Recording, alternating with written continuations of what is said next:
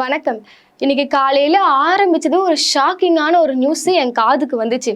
இது மாதிரி தாவேகா தலைவர் விஜய் அவர்கள் பட்டு வேட்டி கட்டியிருக்காக, கோவில் போயிருக்காங்கன்னு சொல்லி ஏகப்பட்ட விஷயங்கள் கேட்டதும் என் மைண்டுக்கு என்னமோ அப்படி போயிடுச்சு. என்னது பட்டு வேட்டி கோவிலா? ஐயோ இருங்கடா அவசரப்படுத்துறாதீங்கன்னு சொல்லிட்டு உள்ள வந்து பார்த்தா அண்ணன் வந்து அப்படிலாம் ஒன்றும் இல்லை. அண்ணன் வந்து திருச்செந்தூர் கோவிலுக்கு ஒரு ஆன்மீக பயணத்தை மேற்கொண்டிருக்கிறாரு. சரி, எதற்கு அண்ணன் திடீர்னு ஒரு ஆன்மீக பயணம்? அதாவது எலெக்ஷன் முன்னாடி இதை பண்ணியிருந்தாருன்னா அது ஒரு விமர்சனத்துக்கு உள்ளா இருக்கும். ஆனா எலெக்ஷனுக்கு அப்புறம் பண்றாரு. அவர் பார்த்தீங்கன்னா கண்டிப்பா இது ஒரு காரணமா தான் பண்ணுவாருன்னு சொல்லி, இருந்தாலும் எனக்கு ஒரு டவுட்டு. அண்ணனுக்கு வந்து எப்பயுமே ஒரு ஸ்டைல் இருக்கும். எப்பயுமே வந்து எல்லாத்தையுமே ரீமேக் பண்ணணும். ஸோ அதை காப்பி அடிச்சிருப்பாரா? ஏன்னா நம்மளோட ஆந்திரா அவர்கள் அந்த பவன் கல்யாண் இருக்கிறார்ல, அவர் என்ன பண்றாரோ அதை அப்படியே அண்ணன் காப்பி அடிப்பாரு. ஸோ நான் விஜய் அவர்களை பார்க்கறதுக்கு முன்னாடி அங்க போயிட்டேன். இவர் எங்கன்னா கோயில் என்ன போய் வச்சிருக்காரா திடீர்னு ரீசெண்ட் டைம்ல அப்படின்னு சொல்லி போய் பார்த்தோம்னா, ஆமா பவன் கல்யாண் அவர்களும் ரீசெண்டா அவர் என்ன பண்ணிருக்காரு, கோவில் போயிருக்காரு. நம்ம ப்ரூஃபோட பார்த்தோன்னா இப்போ பவன் கல்யாண் அவர்கள் ஒரு ட்ரெஸ் காஸ்டியூம் ஒரு கோட் யூஸ் பண்ணனா அதை இவர் அப்படியே பண்ணுவாரு. அவர் வந்து வில்லு விட்டா இவர் வில்லு விடுவாரு, சைக்கிள் ஓட்டினா சைக்கிள் ஓட்டுவாரு. அந்த வகையில் அவர் கோயில் போயிருக்காரு, இவர் போயிருக்காரு. சரி, ரெண்டு பேரோட காரணமும் வேற வேற வேற. ஏன்னா அவர் வந்து எலெக்ஷனரை வந்து ஜெயிச்சிட்டாரு, அதனால அவர் போனாரு. இப்ப விஜய் அவர்கள் போறதுக்கான ஒரு காரணம் என்ன? ஆனா கண்டிப்பா இது யாரும் அப்படி பேசுறாதீங்க. அரசியலுக்காக போறாரு, ஓட்டுக்காக போறாரு யாரும் சொல்லாதீங்க. ஏன்னா எலெக்ஷனே முடிஞ்சிச்சு. அந்த மனுஷன் அப்படிலாம் பண்ண மாட்டாருங்க, வேற ஒரு காரணத்துக்காக போயிருக்காருங்கன்னு சொல்லிட்டு என் மனசு எனக்கே சொல்லிச்சு. சரி, என்ன ஒரு காரணம்னு சொல்லி இப்ப விசாரிக்கலாம்னு விசாரிச்சா அண்ணன் எனக்கு வந்து ஒரு சிறப்பு பூஜை நிகழ்த்திருக்காரு. என்னன்னு பார்த்தோன்னா சத்ரு சம்ஹாரா பூஜை அப்படின்னு ஒரு பூஜை. எதற்காக அப்படின்னு பார்த்தோம்னா, எதிரிகளை வீழ்த்துறதுக்கு, அரசியல்ல வெற்றி காரணத்துக்கு, இந்த சிக்கல்லாம் நீங்கணும், வழக்குகள்லாம் நீங்கணும்னு சொல்லி பல்வேறு சில விஷயங்களுக்காக அவர் எனக்கு போய் யாகம் நடத்திருக்காரு. அதாவது ஒரு யாகம் நடத்தினா அரசியல ஜெயிச்சிட முடியுமா? சரி, இப்படி பண்றாரு இவரு, பெரியாரோட கொள்கையை வச்சுட்டு இவர் இருக்கிறாரு. இவருக்கு இந்த விஷயங்கள்லாம் யார் சொல்லி தரான்னு போய் பார்த்தோம்னா அவரோட பர்சனல் பண்டிதர், அதாவது நம்ம சொல்ல போனா ஜோசியக்காரர் என்ன சொல்றாரோ அதை தான் விஜயன் அவர்கள் அப்படியே கேட்டுட்டே வராரு. இப்போ மட்டும் இல்லை, அதாவது அவரோட கட்சி தொடங்கப்பட்ட நாள்ல இருந்தே அவரோட பண்டிதர் என்ன சொல்றாரோ அதை மட்டும் தான் விஜய் கேட்பாரு போல. சின்ன விஷயம் ஒன்றும் இல்லை, கட்சி பேர்லேயே இது ஆரம்பிக்குது, தமிழக வெற்றி கழகம். அதாவது இவங்க அந்த இக்குன்ற வார்த்தையை சேர்க்கல டீக்கு அப்புறம். அதுக்கே வந்து தன்னோட கட்சிக்காரர்கள்லாம் இப்போ விஜய் கிட்ட பேசுறாங்களா, எங்க இந்த மாதிரி வந்து வழி நம்பிக்கணும் இக்கு வரணும்னு சொல்லி இவங்க கேட்கல. விஜய் என்ன சொல்றாருன்னா, அதெல்லாம் வந்து நியூமராலஜி படி ஜோசியர் என்ன சொல்லிட்டாருன்னா இக்கெல்லாம் வைக்க வேணான்னு சொல்லிட்டாரு, இது ஒரு பெரிய இஷ்யூ ஆக்காதுங்கன்னு சொன்ன ஒரு நபர் தான் விஜய். ஸோ எப்படி ஒரு பிற்போக்குத்தனமா நடந்துக்கிறாரு நீங்க பாருங்க. ஸோ அது மட்டும் இல்லாம சிபிஐ என்கொயரி, வேட்புமனு தாக்கல் செய்யும் போது இவர் ஜோசியரை கூட்டிட்டு போறது, இந்த மாதிரி எல்லா விஷயங்களுக்கும் இந்த ஜோசியக்கார் இருப்பாரு. இன்னைக்கும் கூட இந்த திருச்செந்தூர் கோயில் போகும்போது அவரோட பண்டிதர் பக்கத்திலே இருந்தாரு. இது என்ன பூஜை சொல்றாங்க, சத்ரு சம்ஹார பூஜை. எவ்வளவு ஒரு பிற்போக்குத்தனமா இருக்குல்ல. சரி, எப்படி வந்து சேர்ந்தாரு? பெருசா இந்த விஷயம்லாம் வந்து அவ்வளவு ட்ரெண்ட் ஆகலையே. இது நாங்க தூங்க எழுந்தது கூட இந்த விஷயம் முடிஞ்சிச்சுன்னு சொல்லி நிறைய பேர் ஃபீல் பண்ணீங்கன்னா சேஃபா ஃபீல் பண்ணுங்க. ஏன்னு பார்த்தோன்னா இன்னைக்கு அவ்வளோ பெரிய கூட்டம்லாம் வரலையே, யாருக்கும் பெருசாலாம் தெரியலையே. ஏன்னு பார்த்தோன்னா இவங்க இன்ஃபார்ம் பண்ணல. அப்போ விஜய் அவர்கள் ஒரு இடத்துக்கு போகணும்னு நினைச்சிட்டாருன்னா அப்போ ஒரு அமைதியாக போயிட்டு வந்துடுறாரு. எப்படின்னா விடிய காலையில் 4 மணிக்கு எஞ்சி கழிஞ்சிருக்காங்க மனுஷன், 4 மணிக்கு. ஸோ அவர் மேலே ரொம்ப நாள் என்ன சொல்லிட்டு வந்தோம், அவர் வந்து ஒரு சோம்பேறியா இருக்காரு, தூங்கு மூஞ்சியா இருக்காரு, அவர் வந்து சூரிய அஸ்தமனத்தை பார்க்க மாட்டாரு அப்படி இப்படின்னு பேசுனீங்களே. 4 மணிக்கு ஏஞ்சி திருச்செந்தூர் கோவிலுக்கு போய் அவர் தரிசனம் பண்ணியிருக்காரு. இங்க ஒரு கேள்வி நம்மளுக்கு என்ன எழுதுனா, கரூர் மக்கள் அவ்வளோ பாதிக்கப்பட்ட மக்களை போய் பார்க்கறதுக்கு ஒரு காரணம் என்ன சொன்னார்னா, நான் வந்தா கூட்டம் வருதுன்னு சொன்னீங்க. இன்னைக்கு நீங்க போகும்போது கூட்டம் வரலையே. அப்போ ஒரு இடத்துக்கு நீங்க போனோம்னா அது எப்படி வேணா நான் போய்ப்பேன், நான் விடிய காலை ஏஞ்சாவது போயிடுவேன்னு சொல்லி நீங்க போறீங்களே. அப்போ அந்த போய் மக்களை உங்களுக்கு எப்படியாவது ஒரு வகையில பார்த்தணும்னு உங்களுக்கு தோணவே இல்லை. அது ஒரு விஷயம். அடுத்ததான் வந்து இன்டர்நெட்ல அந்த 2:30 மணி இருக்கும் கரெக்டா. அப்போ ஒரு பையன் வீடியோ எடுத்து இன்டர்நெட்ல போறான்னு பார்த்தோன்னா, அந்த தற்கொலைகள் வந்து பைத்து முடிச்சு அலைவாங்களே, விஜய்னாலே டப்புன்னு தூக்கத்துலேருந்து எழுந்துருவாங்க. அந்த வகையில் விஜய் இந்த வழியாக வராருன்னு சொல்லி இவங்களுக்கு யாரோ குரூப்பில் மெசேஜ் போட்டு விட்டானுங்க போல. 2:30 மணிக்கு அந்த ரோட்டில் நின்று வீடியோ எடுத்து போகிறானுங்க. எங்கள் அண்ணன் வந்து இந்த வழியாக வருவாருன்னு சொல்லி எங்களுக்கு வந்து தகவல் கொடுக்கப்பட்டிருக்கு, அதன் காரணமாக நாங்கள் இது வந்து நிற்கிறோம்னு சொல்லி அந்த பையன் பதிவு போடுறான். அப்போ பாருங்க, 2:30 மணிக்கு விஜய் அங்கே வராருன்னு சொல்லி ஊடகத்துறைக்கே லேட்டாக தான் அந்த விஷயமே போய் சேர்ந்துச்சு. அப்போ சாதாரணமான விஜயோட ரசிகர்களுக்கு இந்த விஷயம் எப்படி போய் சேர்ந்துச்சு அப்படின்னு ஒரு கேள்வி இருக்குல்ல. அப்போ வாண்டடா விஜய்க்கு ஒரு மரியாதை என்னன்னு பார்த்தோன்னா, ஒரு கார் விஜயோட கார் வருதுன்னா ஆள் இல்லாம போகக்கூடாது. ஆள் இல்லாம போச்சுன்னா அது விஜய்க்கு மிகப்பெரிய அசிங்கம், அது ஒரு அவமானம் அவங்கள பொறுத்தவரையும்.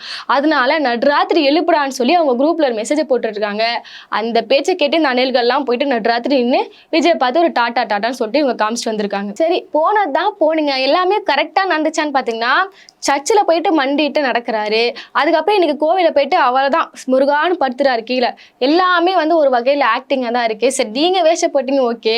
பவுன்சருக்கும் அதே மாதிரி வேஷம் போட்டிங்கல்ல, அங்கே நிற்கிறீங்க. இது எப்படிப்பட்ட ஒரு ட்ராமா கம்பெனியாக இருக்குன்னு சொல்லி. சரி, இப்படி ஒரு தொடர்ந்து பார்த்தோன்னா ஜோசியத்தை இப்படி நம்புறாரு. எப்போ ஒரு மக்கள் ஜோசியத்தை நம்பி ஓடுவாங்கன்னு பார்த்தோம்னா, தன் மீது ஒரு நம்பிக்கை இல்லாத ஒரு நிலையில, என் மேல எனக்கு நம்பிக்கையே இல்லை, நான் ஏதோ ஒரு விதியை நம்புறேன், கடவுளை நம்புறேன்னு சொல்லி போயிடுறாங்களே, அவங்க தான் என்ன பண்ணுவாங்க, ஜோசியக்காரரை நம்புவாங்க. அந்த வகையில ஒரு தொடர்ந்து தன் மீது நம்பிக்கை இல்லாத காரணத்தினால ஜோசியக்காரர் என்ன சொல்றாரோ அதை கேட்டுட்டு பண்றாரு. ஏன் நம்பிக்கை இல்லை எங்க அண்ணனுக்கு நீங்க சொன்னீங்கன்னா, அவர் 2 தொகுதியில நிக்கிறாரு. இதுலயே தெரியும் விஜய் வந்து எப்படி ஒரு தன் மீது நம்பிக்கை கொண்ட நபர்னு சொல்லி. இப்பவே எப்படின்னா, ஒரு காலகட்டத்தில் இவருங்க ஆட்சிக்கு வந்துட்டாங்கன்னு வச்சுக்கோங்களேன், அப்ப எல்லாமே அரசவை கஜானா எல்லாமே அந்த அவங்க ஆட்சிக்கு உட்பட்ட எல்லா நடவடிக்கை நிர்வாக நடவடிக்கை எல்லாமே வந்து ஒரு ஜோசியக்காரர் தான் முடிவு பண்ணுவாரா? ஒன்னும் இல்ல, விஜயால ஒரு ஜோசியக்காரர் சொன்ன டைமிங்ல மட்டும் தான் அவரோட பிரச்சாரத்துமே மேற்கொள்ள முடியும். அவர் சொல்லுவாரு, இத்தனை மணிக்கு நீங்க வீட்டை விட்டு காலை வைங்க, இத்தனை மணிக்கு நீங்க ரோட்டுக்கு வாங்க, இத்தனை மணிக்கு நீங்க மேடை ஏறுங்க, இத்தனை மணிக்கு நீங்க மைக்கு பிடிங்கன்னு சொல்லி அவர் சொல்ற டைமுக்கு தான் இவர் எல்லாமே செய்யறாரு. இப்ப நாளைக்கு ஆட்சிக்கு வந்துட்டா எல்லாமே ஒரு பண்டிதர்னா ஒரு ஜோசியக்காரர் சொல்றதா இவர் செய்வாரா? இப்ப காலங்காலமாக மக்கள் வந்து ஜோசியத்தை நம்பி ஏமாறாங்கன்னு சொல்லி தமிழக முற்போக்கு கழகங்கள் எல்லாமே என்ன பண்றாங்கன்னா ஒரு விழிப்புணர்வு ஏற்படுத்தி வராங்க, ஜோசியக்காரர் நம்பாதீங்கன்னு சொல்லிட்டு. ஆனா இவரே ஒரு அரசியல் தலைவரா இருக்கிறாரு, இவரை ஃபாலோ பண்ணதுக்கு இவ்வளவு பெரிய தற்கொலை கூட்டம் இருக்குது. அதையும் தாண்டி இவரே இப்படி பண்றாருன்னா எவ்வளவு பெரிய விஷயமா இருக்கும். ஏன்னா ரொம்பவே கஷ்டமா இருக்கு, ஏன்னா மக்கள் எதை நோக்கி போயிட்டு இருக்காங்கன்னு சொல்லி. அந்த காலகட்டத்துல ஒரு குறிப்பிட்ட மன்னரோட பீரியட்ல அங்க தமிழ் மன்னர்கள் ஆட்சி செஞ்சிருக்க அந்த டைம்ல ஆரியர்கள் தமிழகத்துக்கு வராங்க. ஸோ அப்படியே பூஜை பண்றேன் யாகம் நடத்துறேன்னு சொல்லி வந்துதான் இங்க இன்னும் பார்ப்பனர்களோட ஆதிக்கம் அதிகமா இருக்கு. அரசவையில ஏறி பார்ப்பனர்கள் உட்காந்துச்சாங்க. அதாவது பார்ப்பனர்கள் சொல்றதுதான் அரசன் கேட்கணும் அப்படின்ற நிலைமைக்கு ஒரு குறிப்பிட்ட காலத்துல மன்னர்கள் ஆட்சி வந்துச்சு. அதே விஷயத்த விஜய் கொண்டு வராரா அப்படின்னு சொல்லி நம்மளுக்கு ஒரு டவுட் இருக்கு. தொடர்ந்து கொஞ்சம் கொஞ்சமா நான் பாஜகவை ஆதரிக்கிறேன், நான் RSS ஆதரிக்கிறேன்னு சொல்லி ஒரு சில விஷயங்களை பண்ணிட்டு வரா மாதிரி அதுக்கு ஒரு ஆரம்ப புள்ளியா தான் இந்த நிகழ்வு இருக்கும்னு சொல்லி நம்ம எல்லாருமே தோணுது. ஸோ அவர் வந்து ஓட்டுக்காக பண்றாரு, ஓட்டுக்காக பண்ணலாம், ரெண்டாவது விஷயம். ஆனா இவர் பண்றாருல, இதுக்கு பின்னாடி இருக்க காரணங்கள் பாருங்க. அதாவது ஒரு யாகம் நடத்தினா சிஎம் இல்லாமா, அத்தனை பேர் உங்களால வந்து பாதிக்கப்பட்டிருக்காங்க, கரூர்ல அவ்வளவு பெரிய சம்பவம் நடந்திருக்கு, இது எல்லாமே நீங்க யாகம் பண்ணா சரியா போயிடுமா அப்படின்னு சொல்லி ஒரு கேள்வி இருக்குல்ல. இதை தொடர்ந்து ஒரு மாதிரி நிறைய இஷ்யூ ஒரு சைடு போயிட்டு இருக்கு. குழந்தைங்களை வந்து தவறா பயன்படுத்துறாரு பிரச்சாரத்துக்கு. அந்த மே 4 வரத்துக்கே வந்து அவ்வளோ பயமா இருக்கு. அதாவது கரூர் சம்பவத்துக்கு அப்புறம் ஒரு வீடியோ போட்டார்ல, இந்த மாதிரி ஆயிடுச்சு, என்ன மன்னிச்சிருங்கன்னு சொல்ல, இந்த மாதிரி நடந்துச்சு ஒரு சம்பவம், நான் எதிர்பார்க்குறேன், மனசு வலிக்குது அப்படி இப்படின்னார்ல. இப்போ ஒரு வீடியோ போடலாம்ல. இப்போ மே 4 வரப்போது, ஊடகத்துறை செய்தி எல்லாமே இப்போ வந்து ஒரு பரபரப்பா இருக்காங்க. நம்மளுக்கு பயமா இருக்கு, இவனுங்க ஆட்சிக்கு வந்தா என்ன பண்ணுவானுங்க அப்படி ஒரு பயம் இருக்கு. ஆட்சிக்கு வரலன்னா ஏதாவது விபரீதமா பண்ணிட்டு போயிடுவாங்கன்னு சொல்லி அது ஒரு பயமா இருக்கு. நம்ம எல்லாருமே பயத்துல இருக்கிறோம். ஆனா விஜய் அவர்கள் கூலா இருக்காரு.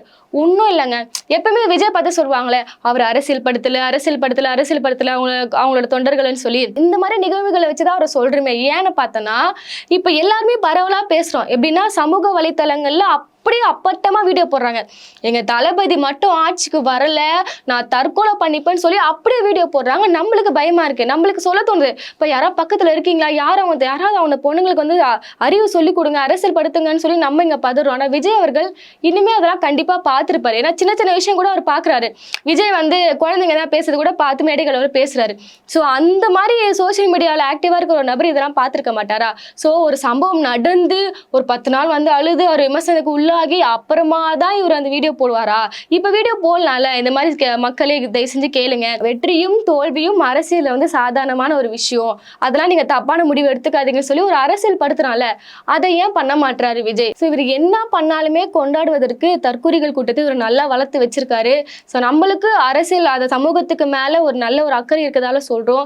மே 4 பெற்றோர்கள் தயவு செஞ்சு கவனமா இருங்க, அவங்க குழந்தைகள் கிட்ட மொபைல் கொடுக்காதீங்க, எப்பவுமே பக்கத்துலேயே வச்சுக்கோங்கன்னு சொல்லி அவர் எந்த ஒரு அசம்பாவிதமும் நடக்காம மே 4 முடியணும். இதுக்கடையில பாத்தீங்கன்னா இந்த ரிசல்ட்டை வச்சு இந்த டிவிக்கே வாரி சலப்பரை காட்டுறானுங்க பாருங்க. ஒன்றும் இல்லை, இன்னைக்கு வந்து ஒரு ட்விட்டர்ல ஒரு போஸ்டர் ரெடி ஆகுது. என்னன்னு பார்த்தோன்னா, விஜய் வந்து பிரம்மாண்டமாக ஒரு வித்தியாசமான முறையில பதவி ஏற்க போகிறாரா. எங்கன்னு பார்த்தீங்கன்னா நேரு ஸ்டேடியம்ல.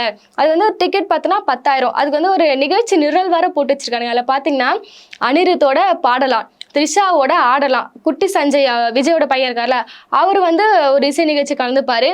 ஸ்ரீதர் வந்து அவர் தூத்துக்குடி நிற்கிறாரு எம்எல்ஏ, அவர் வந்து ஒரு நகைச்சுவை நாடகம். இப்படியெல்லாம் காமெடியா யோசிச்சு டிக்கெட் வந்து 10,000 சொல்லி ஒரு கேவலமான விஷயத்த வந்து இன்டர்நெட்ல பண்ணிட்டு இருக்கானுங்க. ஒன்றும் இல்லை, இந்த இதெல்லாம் ஒரு விஷயமாமா, நீ ஏன் பேசுறது? ஏதோ காமெடி பண்ணிடுவானுங்க மூளை வளர்ச்சி இல்லாத பசங்க நீங்க சொன்னீங்கன்னா, இது வந்து விஜய் நான் பார்த்தா மட்டும் போதும், விஜய் பதவி இருக்கிறான்னு சொல்லி சில தற்கொலைகள்லாம் இருப்பாங்களே, ஐயோ எப்படியாவது நான் பார்த்துன்னு சொல்லி ஒன்றும் இல்லை, சின்ன ஒரு QR கோடை ஸ்கேன் பண்ணி விட்டானுங்கன்னா 10,000 டிக்கெட்டு முன்பதிவு செய்யுங்கன்னா கண்ணை மூடிட்டு மக்கள் பண்ணுவாங்க. அப்படிப்பட்ட ரசிகர்களை தான் விஜய் அவர்கள் உருவாக்கி வச்சிருக்காரு. அடுத்ததான் பார்த்தோன்னா இந்த May 8 நிறைய விஷயங்கள் போயிட்டு இருக்கு. ஒரு சைடு ஜனநாயகன் படம் வந்து ரிலீஸ் ஆக வாய்ப்புன்னு சொல்லி இவங்களே ஒரு ஃபேக் நியூஸை கிரியேட் பண்ணிட்டு இருக்கானுங்க. இந்த May 8 அப்படி என்னதான் இருக்கு? இதையும் ஜோசியக்காரர் எதனா குறிச்சு குத்துறாரான்னு தெரியல. ஜனநாயக படத்தை பொறுத்தவரையும் அதில் நிறைய கேஸ் போயிட்டு இருக்கு. அந்த படத்துக்கு பிஜேபியோ சென்சார் போர்டு எல்லாம் சேர்ந்து, எலெக்ஷன் போர்டு எல்லாமே சேர்ந்து அவங்களுக்கு சர்டிஃபிகேட் கொடுத்தாலுமே, ரிலீஸ் ஆக வாய்ப்பு இருந்தாலுமே, இன்னைக்கு பாப்பாப்பட்டி உட்பட சில கிராம மக்கள் போராடிட்டு இருக்காங்க. ஏன்னா அந்த படத்தை வெளியிடக்கூடாது, எங்கள் கிராமத்துல அந்த உள்ளாட்சி தேர்தல் குளறுபடிகளை வந்து ரொம்ப தவறான முறையில சித்தரிச்சிருக்காங்க, விஜய் வந்து தேவையில்லாத வேலையை பாக்குறாரு, இங்க சமத்துவம் நிலையுது, அதை கெடுக்க பாக்குறாங்கன்னு சொல்லி அந்த மக்கள் கருப்பு கொடி ஏந்தி போராட்டம் பண்ணிட்டு இருக்காங்க. இவ்வளவு விஷயங்கள் போயிட்டு இருக்கும் போது இந்த எலெக்ஷன் பணிகளை கண்காணிக்கிறதுக்காக ஒருத்தர் டியூட்டியில போட்டிருக்காங்க. அவர் என்னன்னா அவரும் விஜய் ரசிகரா இருப்பார் போல, நாடு எங்க போகுதோ. அவர் என்ன பண்ணிட்டாருன்னா அந்த கண்ட்ரோலிங் ரூம்ல உட்காந்து ஜனநாயகன் படத்தை இல்லீகலா பார்த்து அந்த போட்டோவை அவர் தனது இன்டர்நெட்ல வந்து பதிவு பண்ணிட்டாரு. பாத்தீங்கன்னா அந்த படத்தை நீங்க தனியா ஒரு 4 ரூம்ல உட்காந்து பார்த்தாலே அது இல்லீகலான ஒரு விஷயம் தான், நீங்க கைது செய்யப்படுவீங்க. ஆனா இவர் என்ன பண்ணிட்டாருன்னா அந்த எலெக்ஷன் ரூம்லயே உட்காந்துட்டு அதை வீடியோ எடுத்து போட்டு இப்போ அவரை கேஸ்ல அரெஸ்ட் வர பண்ணி வச்சிருக்காங்க. எங்கன்னா திருந்துங்கடா திருந்த மாட்டீங்களா, படிச்சவனும் இப்படி இருக்கிறீங்களேன்னு சொல்லி அவ்வளவு கஷ்டமா இருக்கு. இதே மாதிரி தான் எலெக்ஷன் அப்போ நம்ம சொன்னோம், தயவு செஞ்சு யாராவது ஓட்டிங் ரூம்ல போய் நான் விஜய்க்கு தான் ஓட்டு போறேன் சொல்லி வீடியோ எடுத்து போடாதீங்க, நீங்க மாட்டிப்பீங்கன்னு. அதையும் செஞ்சாங்க. 6 மாசம் சிறை பெனால்ட்டின்னு சொல்லிட்டு அப்படி சொல்லி மாட்டிட்டாங்க. விஜயால பார்த்தா ஜனநாயகம் பிரச்சனை, ஜனநாயகத்தால் பிரச்சனை, ஜனநாயகத்திற்கே பிரச்சனை அப்படின்ற மாதிரி தொடர்ந்து விஜய் அவர்களால் பலப்பட்ட பிரச்சனைகள்லாம் வந்துட்டு இருக்கு. சரி, இன்னைக்கு திருச்செந்தூர் கோவில் இப்படி அதிரடியா போயிருக்கிறாரு.